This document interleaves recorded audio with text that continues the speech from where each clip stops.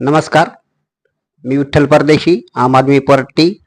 आपण पाहताय चास न्यूज. मित्रांनो, श्रीरामपूरमधून आपल्याकडे एक व्यक्ती आलेली आहे. आपण त्यालाच विचारूया.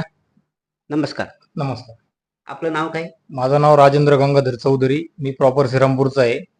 मी पुण्याला जॉब करतो. माझ्याकडे एक विषय असा आलाय की मी ते पडताळणी केली त्यावेळेस मला समजलं छत्रपती शिवाजी महाराजांचा जो अश्वरूढ पुतळा आहे त्या पुतळ्याबद्दल मी तुमच्याकडे आलोय. त्या पुतळ्याचं मला माहिती अशी भेटलेली आहे की तो पुतळा त्रुटीयुक्त आहे, तरी नगरपालिकेने तो पुतळा तिथं आणून बसवलाय. तर आमची एवढीच मागणी आहे तुम्हाला, त्या गोष्टीबद्दल एवढंच बोलायचं आहे तुम्हाला की कला संचालन विभागाने परत तिथे यावं आणि त्या पुतळ्याची परत पाहणी करावी व्यवस्थित प्रकारे. आमच्याकडे जे पत्र आहे, जे डॉक्युमेंट्स आहेत, आम्ही त्यांच्या माहितीच्या अधिकाराखाली जे जे टाकलंय त्यांना ते आम्ही त्यांना दाखवण्याचा प्रयत्न केला, पण तिथं कोणी अग्रेसिव्ह नाही होते. एक अमित मुत्ता साहेब आहेत, ते पण सगळ्या गोष्टीत आपल्याला मदत करतात. पण असं दिसतंय की त्यांना रिस्पॉन्स भेटत नाही श्रीरामपूरमधून. आम्ही सगळ्या गोष्टीला म्हणजे मागणी करून बघितली, पण तिथं जो रिस्पॉन्स पाहिजे नाही श्रीरामपूरमधून तो अजिबात कुठल्याही पद्धतीचा भेटत नाहीये.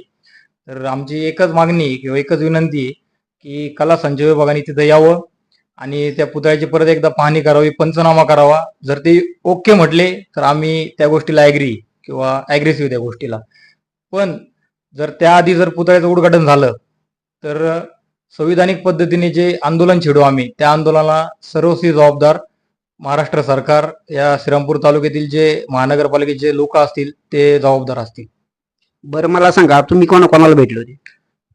मी तर नाही भेटलो, पण आमचे जे मित्र आहेत अमित मुत्ता साहेब, ते विखे साहेबांना भेटले.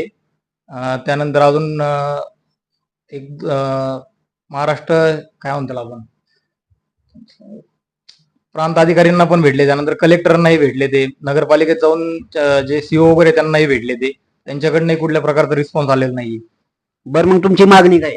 आमची मागणी एवढीच आहे की कला संचालन विभागाने तिथं यावं. आता जो पुतळा त्यांनी बसवलाय, कारण पुतळ्याचं अजून जे चौथऱ्याचं ते 60% काम बाकी, 60-70% काम बाकी असतानाही त्यांनी पुतळा आणून बसवला. तर आमची मागणी एवढीच आहे की कला संचालन विभागाने तिथं यावं आणि त्या पुतळ्याची परत एकदा चेकिंग करावी आणि त्या पुतळ्याचा परत एकदा पंचनामा करावा, एवढीच आमची मागणी. मित्रांनो, आम आदमी पार्टी यांच्या संघ पूर्ण ताकदीने उभं राहीन आणि जास्तीत जास्त आपण त्यांना सहकार्य करणार आहे.